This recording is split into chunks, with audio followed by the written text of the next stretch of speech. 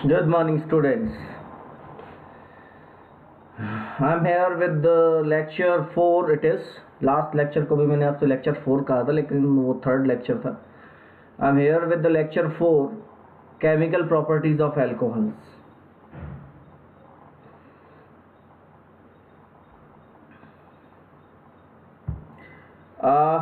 Acidic nature we had discussed in last class already. In this part, we'll discuss about some chemical reaction that alcohol shows. One is esterification reaction. The simply esterification is reaction of formation of ester. Simply we can say formation of ester is esterification reaction.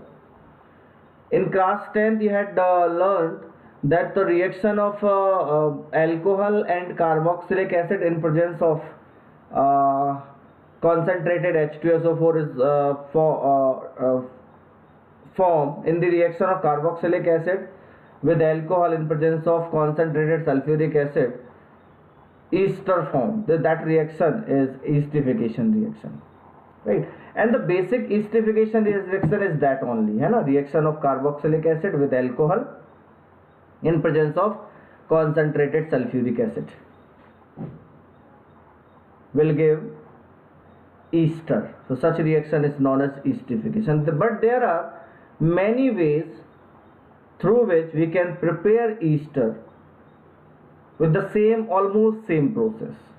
So all those reactions in which ester produce from acid, all those reactions of acid and acid derivative in which ester produced are known as esterification reaction, right? In first that mechanism I have shared with you. I'm also going to write mechanism, क्योंकि इसमें बहुत important चीज़ है जो मैं ध्यान रखनी है. Whatever is the acid or acid derivative like CH3, C double bond O and OH. अब यहाँ पर X हो सकता है, let it is X, right? X की जगह पर क्या हो सकता है? X की जगह पर OH हो सकता है, X की जगह पर Cl हो सकता है, X की जगह पर जो है वो X की जगह पर जो है वो O C double bond O CH3 हो सकता है, ठीक है. और X की जगह पर क्या हो सकता है? ईस्टर तो वो खुद ही है तो उसकी बात ही नहीं हो गई. तो डेरिवेटिव में अमाइड और एक और कौन सा होता है, हम जस्ट मेरे दिमाग से निकल रहा है. So one is Cl anhydride, acid खुद हो गया, राइट. और चार एसिड डेरिवेटिव्स कौन कौन से होते हैं we have to know. So the one is called acid halide, other one is acid anhydride, खुद ईस्टर एंड अमाइड, है ना. सो हमने यहाँ पर 3 ले लिया. So it is right now. So अब इसमें क्या होगा, what will happen in this case? अगर हम इसका रिएक्शन देखिए, if we react it with C2H5OH, okay, when ये जब C2H5OH से रिएक्शन करता है तो उस कंडीशंस में अब इसमें थोड़ी सी अलग अलग सिचुएशंस बदल जाती हैं. इफ इट इज OH, अगर ये OH है, जैसे ये OH है, तो इस कंडीशन में क्या होता है, सारे रिएक्शन वैसे एक जैसे ही होते हैं, थोड़ा सा रिएक्टेंट का फर्क है इसलिए मुझे लिखना पड़ रहा है. यहाँ पर हम कोई एसिडिक कंडीशन ले लेते हैं, इट वुड बी बेटर, ठीक है. तो ये H जाकर इससे जुड़ता है और उसके बाद OC2H5. अगर बहुत सिंपल देखें, बाकी तो एक्सप्लेनेशन में इन रिएक्शन के बारे में जब एसिड और डेरिवेटिव के बारे में बात कर रहा हूँ तो उस समय भी डिस्कस करूँगा. सो व्हाट विल हैपन, ये जाकर यहाँ बॉन्डेड होता है और OH बाहर निकल जाता है. तो we can easily assume what will be the product of this reaction, ठीक है. ये तो इसमें क्या हो जाएगा, और उसमें से फिर हाइड्रोजन भी बाहर निकल जाएगा. पहले अटैक करेगा फिर हाइड्रोजन बाहर निकल जाएगा, तो OC2H5. In this reaction, first C2H5O will because with the lone pair electron O will attack there, so this is called nucleophilic addition. और उसके बाद फिर OH जो है वो H2O के फॉर्म में बाहर निकलता है. So it is called nucleophilic addition elimination reaction. So these reactions are called nucleophilic addition elimination reaction. ये कैरेक्टरिस्टिक रिएक्शंस होते हैं एसिड और उनके डेरिवेटिव्स के। अगर इसी रिएक्शन में CH3 C double bond O Cl होता है तो what will happen then, C2H5OH ले लीजिए, कोई प्रॉब्लम नहीं है, रिएक्शन बिल्कुल वैसे ही होगा, it will attack over there. लेकिन यहां पर एसिड की जगह आपको पिरिडीन लेना पड़ेगा, मैं आपको बताता हूं ऐसा क्यों होता है। So what will happen in the reaction, CH3 C double bond O C2H5, और इस रिएक्शन में H2O की जगह एक हाइड्रोजन यहां से निकलेगा और Cl यहां से निकलेगा, तो HCl बनेगा। And what will happen, we'll discuss when we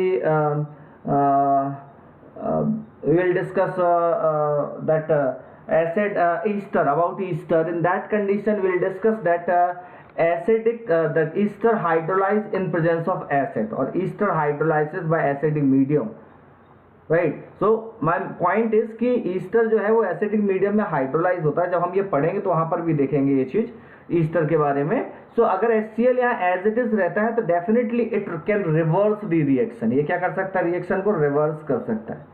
तो इसीलिए पिरिडीन जब मिलाते हैं तब रिवर्सिबल नहीं होता। तो पिरिडीन क्या होता है, पिरिडीन एक बेस है, पिरिडीन क्या है, एक ऑर्गेनिक बेस है, और जब ये HCl से रिएक्ट करता है तो पिरिडीनियम क्लोराइड बना लेता है।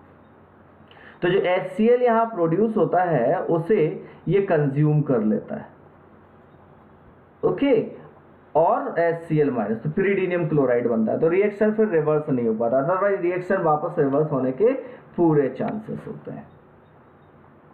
और सिंपली जो है वो हमने ये देखा ही हुआ है। जो इसके अलावा एनहाइड्राइड अगर है तो एनहाइड्राइड के साथ भी यही रिएक्शन सबके साथ किया हुआ है, तो एनहाइड्राइड के साथ भी देख लेते हैं। अदरवाइज एनहाइड्राइड बोलेंगे कि हमने क्या गलती की, भाई हमारे साथ ही बताइए।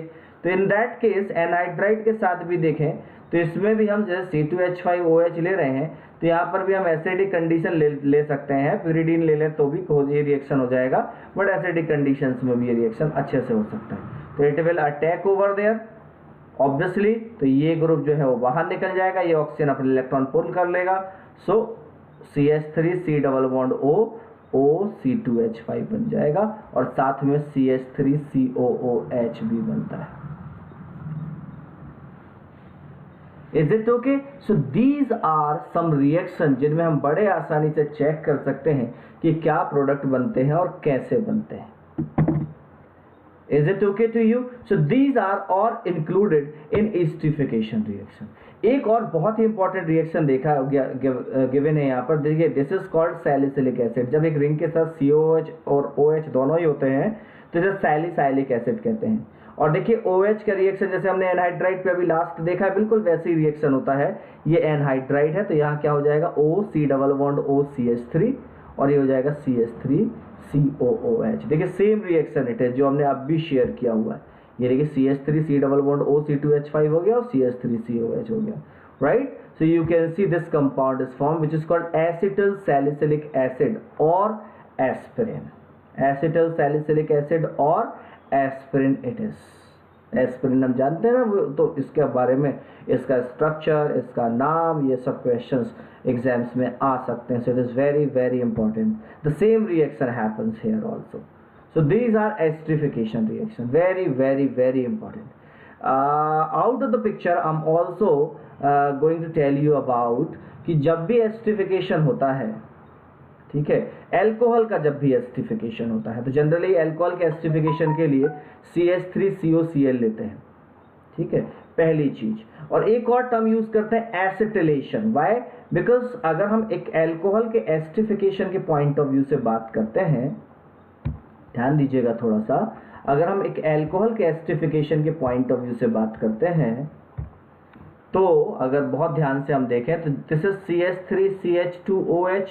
अगर हम रिएक्शन देख रहे थे उसके थोड़ा ऑपोजिट देखें, और इसका reaction CH3 C double bond O Cl के साथ कराते हैं पिरिडीन की प्रेजेंस में, तो व्हाट विल हैपन, हम जानते हैं CH3 CH2 और ये क्या हो जाएगा O, और यहाँ हो जाएगा C double bond O CH3। हमने रिएक्शन देखा है। तो this is called acetylation. Esterification तो है ही, साथ में ये क्या कहलाता है, एसिटिलेशन। तो जब भी एसिटिलेशन होता है हमेशा ध्यान दीजिएगा OH ग्रुप के आइडेंटिफिकेशन के लिए एसिटिलेशन की एक एनालिटिकल मेथड है।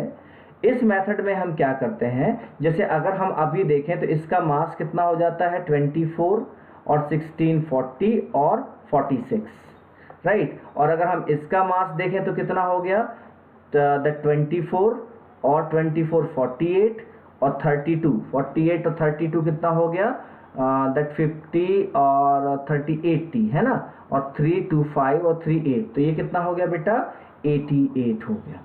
तो हमेशा एक OH का जब एसिटिलेशन होता है तो मास में कितने का चेंज आता है, 42 का चेंज आता है। कितने का चेंज आता है, 42 का। तो अगर मॉलिक्यूल्स में OH कितने हैं, OH ग्रुप कितने, ये डिटर्मिनेशन के लिए लेट कि अगर किसी मॉलिक्यूल का इनिशियल मास, मैं जनरल बात आपसे कर रहा हूं, किसी मॉलिक्यूल का इनिशियल मास जो है वो 460 है, लेकिन जब हमने एसिटिलेशन कराया तो उसका मास 670 हो गया आफ्टर एसिटिलेशन।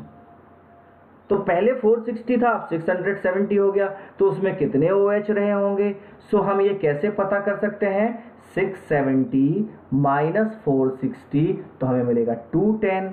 एक OH पर चेंज आता है 42 का, तो टोटल OH कितने हमें देखने को मिलेंगे, 210 डिवाइडेड बाय 42, 5 OH ग्रुप होंगे। तो OH ग्रुप के डिटर्मिनेशन के लिए इस मेथड का यूज किया जाता है। इस पर बेस्ड कई क्वेश्चन जेईई और नीट में, out of the box I am sharing things with you, okay, that's why acetylation. और जहां पर भी एसिटिलेशन हो रहा है हर जगह पर ये सिचुएशन एप्लीकेबल होगी, okay. Now we are on the next portion. This is reaction involving cleavage of carbon oxygen bond in alcohols.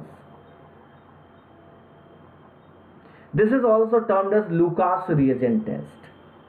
What will happen in this reaction, you can see first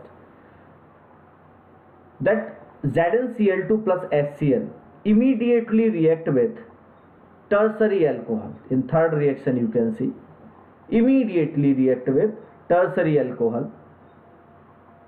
और what will happen, ये compound form हो जाएगा, right. जब secondary alcohol होते हैं तो ये reaction slowly होता है, 5 मिनट में होता है, रिएक्शन हो जाता है और ये कंपाउंड फॉर्म हो जाता है।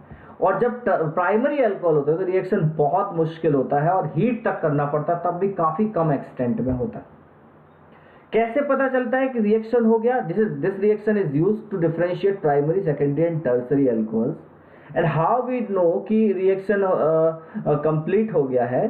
सो व्हाट विल हैपन कि जो यहाँ पर सॉल्यूशन होता है वो क्लियर सॉल्यूशन होता है, लेकिन जैसे ये कन्वर्ट होकर इसमें होता है टर्बिडिटी आ जाती है। Turbidity is like milkiness, turbidity is like milkiness.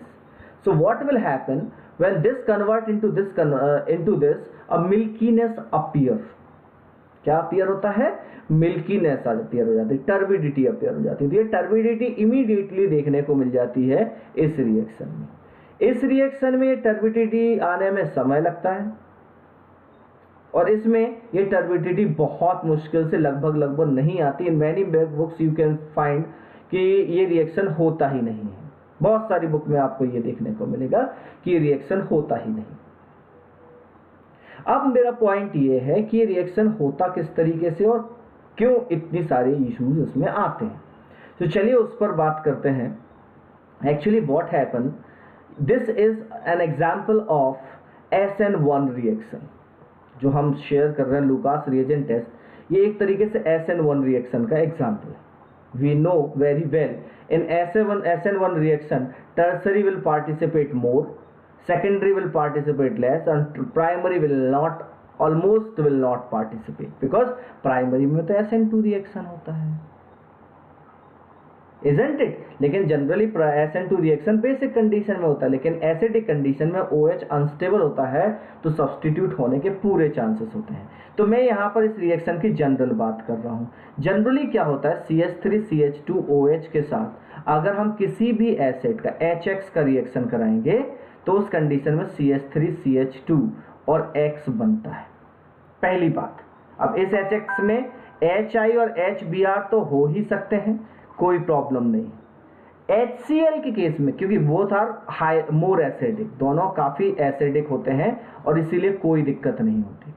लेकिन और this reaction we had shared in the preparation of halo alkenes and halo alkenes, right. But what will happen कि जब यहाँ पर HCl की बात करते हैं तो HCl जो है थोड़ा सा लेस एसिडिक होता है, and the mechanism in all this reaction is SN1 type because acidic conditions होती है। तो SN1 टाइप, ये सारे रिएक्शन कैसे होते हैं? SN1 टाइप रिएक्शन होते हैं। पहले कार्बोकैटायन बनेगा और उसके बाद सब्सटेंस में कन्वर्ट हो जाएगा। लेकिन क्योंकि HCl उतना एसिडिक नहीं होता तो उसके लिए देखिए tertiary, we know very well कि tertiary are very tend to give SN1 reaction, तो वहाँ प्रॉब्लम नहीं होती, वहाँ ZnCl2 नहीं भी हो, अगर इस रिएक्शन में ZnCl2 ना भी हो तो भी टर्सरी के साथ ये रिएक्शन HCl के साथ हो जाएगा, टर्सरी के साथ HCl के साथ हो जाएगा, ZnCl2 की रिक्वायरमेंट नहीं होगी। लेकिन सेकेंडरी में भी ये पॉसिबल है, ठीक है, थोड़ा और स्लो होगा, और टर्सरी में ये बिल्कुल नहीं होगा। तो ZnCl2 जो है सेकेंडरी और प्राइमरी के लिए बहुत इंपॉर्टेंट होता है। तो ZnCl2 ऐसा करता क्या है? तो ZnCl2 क्या करता है वो उस पर थोड़ी सी बात करते हैं कि ऐसा कैसे ZnCl2 फिजिबल हो जाता है। तो ZnCl2 क्या करता है? ZnCl2 जो है वो you can see this is alcohol, whatever the condition is CH3 CH2OH, and जब ZnCl2 यूज करते हैं तो ZnCl2 एक कैटलिस्ट और एक इंटरमीडिएट की तरह काम करता है। क्या ये इससे जुड़ जाता है? तो इस कंडीशन में क्या होता है भाई? इस कंडीशन में अच्छा लीविंग ग्रुप बन जाता है क्योंकि इसके साथ जुड़ गया, तो हो जाएगा CH3 CH2 एंड OH, और इसके ऊपर प्लस चार्ज आ जाएगा, और ऑक्सीजन के ऊपर प्लस चार्ज आए तो फड़फड़ाने लगता है, ये तो बाहर जाने के लिए। सो व्हाट विल हैपन, ये बाहर निकल जाएगा और उस कंडीशन में क्या बन जाएगा? कार्बोकैटायन बन जाएगा, और कार्बोकैटायन पर फिर क्या होगा? Cl माइनस विल अटैक, तो क्या बन जाएगा? CH3 CH2Cl। Isn't it right? तो ZnCl2 का ये रोल होता है कि ये कार्बोकैटायन बना दे, हेल्प करे कार्बोकैटायन बनाने में, क्योंकि इसका एसिड के ऊपर इतना इम्पैक्ट नहीं होता है जितना HI और HBr। ज़्यादा एसिडिक होते हैं तो H+ बड़ी तेजी से आपको प्रोवाइड करा देते हैं। Okay, so tertiary will give faster because SN1 reaction की बात है तो Lucas reagent test SN1 follow करता है, टर्सरी बहुत तेजी से रिएक्शन देते हैं, और HCl और ZnCl2 के साथ टर्बिडिटी बहुत तेजी से आ जाती है। प्राइमरी जो है सेकेंडरी थोड़ा स्लो करते हैं, 5 मिनट लगता है, और प्राइमरी लगभग नहीं के बराबर होते हैं। तो ये तीनों में बेसिक डिफरेंस होता है, और इस तरीके से this reaction we can use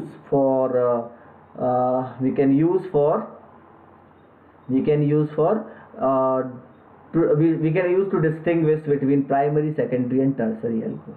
Reaction with phosphorus halides यानी PCl5, PCl3, SOCl2 we had already discussed about, isn't it? So I'm not again going to describe those reaction. Okay, now we are on, I just mentioned because आपको ये पता रहे कि कैसे होता है वो रिएक्शन, या कौन कौन से रिएक्शन इंक्लूडेड है, इसलिए मैंने मेंशन किया है, बट मैं इसके बारे में नहीं बताने वाला हूँ बिकॉज मैंने आपसे पहले ही शेयर किया हुआ है।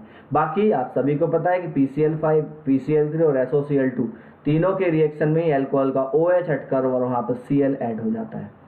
ठीक है, मैकेनिज्म भी मैंने आपसे शेयर की हुई है उस पोर्शन के अंदर, है ना। Now we are on the main reaction of alcohol, very popular reaction of alcohol, that is dehydration of alcohols. What will happen in case of dehydration of alcohol? You can see this reaction is 3-step mechanism. आप थोड़ा सा इसे correlate कर सकते हैं। देखिए, शायद आपको याद होगा कि जब हमने डाइल्यूट एल्कोहल के साथ एल्कीन का रिएक्शन, डाइल्यूट एसिड के साथ एल्कीन का रिएक्शन कराया था, so what we would get, जब हमने डाइल्यूट एसिड के साथ एल्कीन का रिएक्शन कराया था तो हमें एल्कोहल मिल गए थे। लेकिन और वो पूरा रिएक्शन एक इक्विलिब्रियम रिएक्शन होता है। अगर हम एल्कोहल का रिएक्शन कॉन्सेंट्रेटेड एसिड के साथ करा दें तो हमें वापस एल्कीन मिल जाएगा, बिल्कुल वही रिएक्शन। इंटरमीडिएट यहाँ भी कार्बोकैटायन ही होगा। You can see here H plus will attack over oxygen. This is called protonation. The same step is there. Step is different, I know, step is different, but the name of the step is same ना. वहां पर भी ऐसे ही था, यहाँ पर भी तो प्रोटोनेशन हो गया, प्रोटोनेटेड. फिर वहां पर क्या था? Formation of carbocation, addition of water. यहां पर क्या हो जाएगा? Formation of carbocation but loss of water. You can see carbocation बन गया. मैंने उस पोर्शन में आपको कार्बोकैटायन की स्टेबिलिटी के कारण से शिफ्ट भी बताया हुआ है, and also discuss ring expansion reaction because of this, right? Preparation of alcohol में we had shared this, so I am not going to again explain the same thing. But जहां जहां भी कार्बोकैटायन बनता है, क्लासिकल कार्बोकैटायन बनता है, in all those cases remember always there must be, if required or if there is possibility for better or more stable carbocation shift take place. और अगर छोटी रिंग होती है तो बड़ी में कन्वर्ट हो सकती है, तो ring expansion might also be there. Okay, now in third step hydrogen यहां से लूज हो जाएगा और ये बन जाएगा ethene. This is an example of beta elimination reaction, follow Saytzeff rule, and also E1 mechanism. E1 mechanism का एक एग्जाम्पल है. E2 mechanism के examples I had shared with you, dehydrohalogenation and dehalogenation, and it is an example, this is an example of E1 elimination. Beta elimination again it is, you can सी, अगर हम overall बात कर रहे हैं तो OH इस carbon से और हाइड्रोजन इस कार्बन से निकलेगा, beta carbon. So beta elimination it is again. So it is E1 mechanism, follow E1 mechanism because acid is involved here, heating is involved here, right? So elimination होगा और acid involved होता है, तो obviously हम क्या कहते हैं कि वो E1 की तरफ जाएगा या SN1 की तरफ जाएगा, right? So in this case you can see, और क्यों होता है E1 और SN1 की तरफ? क्योंकि E1 और SN1 रिएक्शंस जो हैं वो जो है वो प्रोटिक सॉल्वेंट्स में, तो प्रोटिक सॉल्वेंट होगा तो उसे वो फॉलो कर सकते हैं और आयनिक फॉर्म वहां ज़्यादा स्टेबलाइज होते हैं. Okay, so it is very much clear कि अगर हमारे पास तीन ऑप्शन है, प्राइमरी, सेकेंडरी और टर्सरी, तो टर्सरी का एलिमिनेशन सबसे आसानी से होगा, उसके बाद सेकेंडरी का होगा, उसके बाद प्राइमरी का होगा, क्योंकि E1 रिएक्शन के और एलिमिनेशन का वैसे भी ऑर्डर टर्सरी, सेकेंडरी, प्राइमरी है, ये है what ever it is elimination और whatever it is E1 और E2. so order तो सबसे देखिए, you can see here also H2SO4 के साथ 443 केल्विन तक जब आप गर्म करते हैं तब जाके एलिमिनेशन होता है. प्राइमरी में एलिमिनेशन आसानी से नहीं होता है, बट एसिडिक कंडीशन और हीटिंग के कारण से H2O बाहर निकल जाता है और H2O बाहर निकलने के कारण से रिएक्शन पॉसिबल हो जाता है. बट आप देखिए same condition with occur with 85% H3PO4. H3PO4 is less dehydrating agent as compared to H2SO4 first, and the second is temperature is also low. 440 kelvin जो है, अगर यहाँ पर H2SO4 रख दिया जाए तो 440 केल्विन की जरूरत ही नहीं पड़ेगी. ओके, थोड़ा सा H2SO4 में काम हो जाएगा, तो क्योंकि सेकेंडरी. और टर्सरी में देखिए 20% H3PO4. वॉट मतलब 20% H3PO4, you can understand what it is. 20% H3PO4 it is. So very easily ये रिएक्शन हो जाता है. ठीक है, and the mechanism reaction I think very much clear to you, isn't it? बड़े आसानी से रिएक्शन होता है, यू कैन सी हेयर, बहुत आसानी से रिएक्शन हो जाता है और प्रोडक्ट में कन्वर्ट हो जाता है. So this is called protonation, this is called formation of carbocation और loss of water, and this step is called, because proton is again ये बाहर निकलता है, this is called deprotonation. Steps अगर आप देखें, केवल ये स्टेप थोड़ा अलग हो जाता है नाम में, नेम में, बाकी वहां पर ही होता है. एक बात हमेशा याद रखें, अगर आपने यहां से डाइल्यूट ले लिया एसिड तो फिर देखिए H+ जुड़ेगा, so this will be protonation. फिर addition of water, so and carbocation formation के बाद क्या हो जाएगा, प्रोटोनेशन से कार्बोकैटायन बन गया ना, और फिर addition of water and deprotonation. तो वापस इनवर्स डायरेक्शन में रिएक्शन चलता है। तो डाइल्यूट लेते हैं तो इस डायरेक्शन में आएगा रिएक्शन, एल्कीन से अल्कोहल, और कॉन्सेंट्रेटेड लेते हैं तो अल्कोहल से एल्कीन की तरफ रिएक्शन जाता है। और दोनों ही कंडीशन में रिएक्शन इक्विलिब्रियम में रहता है। अकॉर्डिंग टू ली सेटेलियर, अगर हम एसिड का कॉन्सेंट्रेशन बढ़ाएंगे तो अल्कोहल की तरफ एसिड का कॉन्सेंट्रेशन कम करेंगे तो अल्कोहल की तरफ जाएगा, और अल्कोहल का और एसिड का कॉन्सेंट्रेशन कम करेंगे तो अल्कोहल की तरफ जाएगा, और एसिड का कॉन्सेंट्रेशन ज़्यादा करेंगे तो इथीन या एल्कीन की तरफ आएगा। एंड कार्बोकैटायन फॉर्मेशन हो रहा है। So remember, if required ring expansion might be there, if required alkyl shift, hydrogen shift might be there. Okay, that we had already discussed during preparation of alcohol. The same reaction might possible है, कोई issue नहीं होगा। Okay, so these are dehydration of alcohol, very very very very important reaction।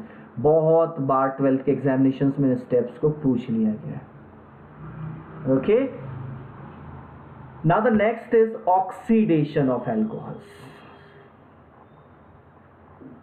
So here I'm not going to explain the mechanism of this reaction because it is not required, but some important point is very necessary to know. The one is primary oxidize into aldehyde as well as carboxylic acid. It depends the nature of oxidizing agent, like अगर potassium permanganate या potassium dichromate या H2CrO4 potassium मतलब chromic acid, HNO3 है ना, ऐसे strong acids का अगर हम यूज करते हैं, स्ट्रॉन्ग ऑक्सीडाइजिंग एजेंट्स का हम यूज करते हैं, तो primary alcohol directly will convert into carboxylic acid. You can see here, directly will convert into carboxylic acid. और आपको उसके लिए अगर हम आपको कभी रिएक्शन याद रखने का कोई इशू, प्रोडक्ट क्या बनेगा, दोनों हाइड्रोजन हटा दीजिए और डबल बॉन्ड O जोड़ दीजिए तो आपका कार्बोक्सिलिक एसिड में कन्वर्ट हो जाएगा।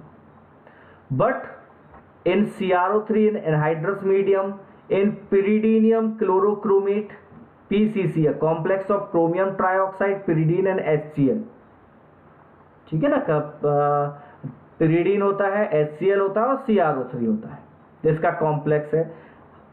जो हैलोजेंस होते हैं वो भी, ये अगर होते हैं तो उस केस में aldehyde, that primary alcohol will convert into aldehyde only, acid में नहीं जाता। तो अगर थोड़े से माइल्ड ऑक्सीडाइजिंग एजेंट है तो primary alcohol will convert into aldehyde, strong oxidising agent है तो primary alcohol will convert into carboxylic acid. Remember it. And ज़्यादा इसमें कुछ है भी नहीं, ऑक्सीडाइजिंग एजेंट का काम होता है और हाइड्रोजन को बाहर निकालना, ऑक्सीजन को ऐड करना, वही होता है। जो स्ट्रॉन्ग ऑक्सीडाइजिंग एजेंट है वो डबल बॉन्ड O ऐड कर देते हैं। जो वीक ऑक्सीडाइजिंग एजेंट है या माइल्ड ऑक्सीडाइजिंग एजेंट है, क्या करते हैं, केवल एक हाइड्रोजन को बाहर, या हम ऐसा कह सकते हैं कि एक हाइड्रोजन यहाँ से बाहर निकालते हैं और एक हाइड्रोजन यहाँ से बाहर निकालते हैं, यहाँ डबल बॉन्ड डाल देते हैं। मतलब जो माइल्ड ऑक्सीडाइजिंग एजेंट है वे हाइड्रोजन को बाहर निकालने का काम करते हैं, और जो स्ट्रॉन्ग ऑक्सीडाइजिंग एजेंट है वो हाइड्रोजन को बाहर निकालते हैं लेकिन एक डबल बॉन्ड O भी ऐड कर देते हैं। राइट, तो इस तरीके से आप प्रोडक्ट याद रख सकते हैं। अदरवाइज सिंपली याद रखना है कि इस कार्बन का एल्डिहाइड में कन्वर्ट होगा अगर mild oxidising agent like CrO3, PCC और X2 होता है। X2 मतलब हैलोजन, Cl2, Br2 और I2 हो सकता है, और कार्बोक्सिलिक एसिड में कन्वर्ट हो जाएगा अगर स्ट्रॉन्ग ऑक्सीडाइजिंग एजेंट होगा।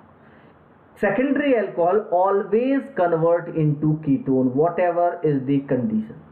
प्राइमरी अल्कोहल जो है वो एल्डिहाइड और कार्बोक्सिलिक एसिड, कंडीशन होगी क्या एजेंट है उस पर डिपेंड करेगा। बट सेकेंडरी अल्कोहल कोई कंडीशन नहीं है, on oxidation will convert into, means obviously दोनों हाइड्रोजन निकल जाएंगे और यहाँ पर डबल बॉन्ड आ जाएगा, that's it.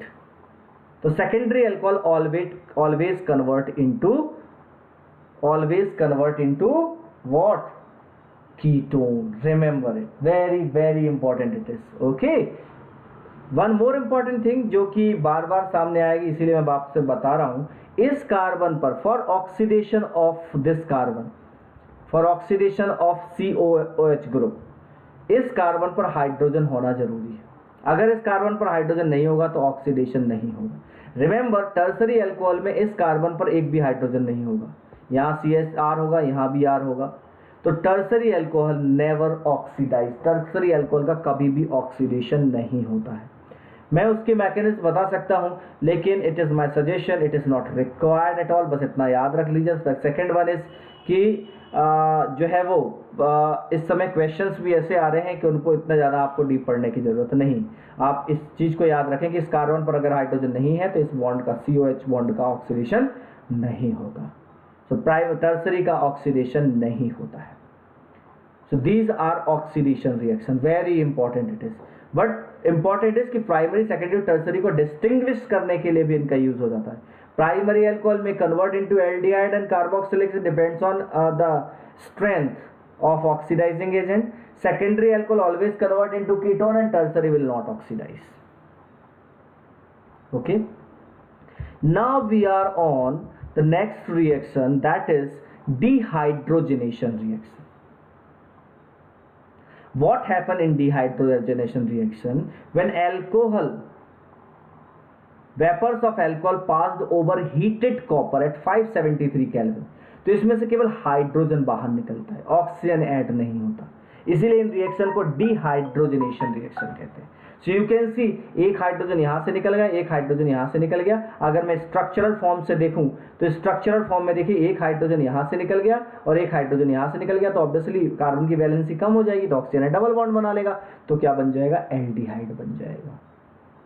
The same happens with secondary alcohol, वहाँ कीटोन बन जाएगा, लेकिन हाइड्रोजन यहाँ से भी निकल गया, हाइड्रोजन यहाँ से निकल गया, double bond. So primary alcohol के साथ एल्डिहाइड बन जाएगा, सेकेंडरी अल्कोहल के साथ कीटोन बन जाएगा। Tertiary alcohol, very well we know कि टर्सरी अल्कोहल में ऑक्सीडेशन नहीं होता है, या हाइड्रोजन बाहर नहीं निकल सकता, क्योंकि यहाँ से तो निकल जाएगा, यहाँ है ही नहीं, तो इसलिए इसमें एलिमिनेशन देखने को मिलता है। और एक हाइड्रोजन यहाँ से निकलता है और ये OH यहाँ से निकलता है और हाइड्रोजन यहाँ से निकलता है, तो टर्सरी में एल्कीन बन जाता है। सो ये reaction, this reaction will occur with copper at 300 degree Celsius. It looks like as oxidation reaction also, but it is preferably dehydrogenation reaction.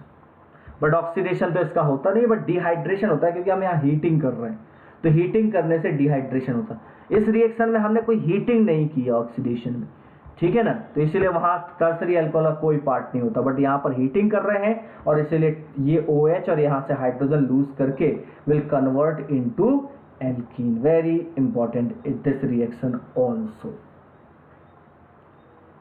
Okay, so these reaction like dehydrogenation, oxidation or dehydration, all these three reactions are, even Lucas reagent test, ये सारे reaction जो हैं are very helpful for identification of distinction of to distinguish primary, secondary or tertiary alcohols. Is it okay to everyone now? So remember this, and please watch this video, so this will be helpful and to you when we discuss things in class. 2 बार हो जाएगा please, this is class 12th, ठीक है। और other students please if you have any doubt you can discuss with me. Thank you for today.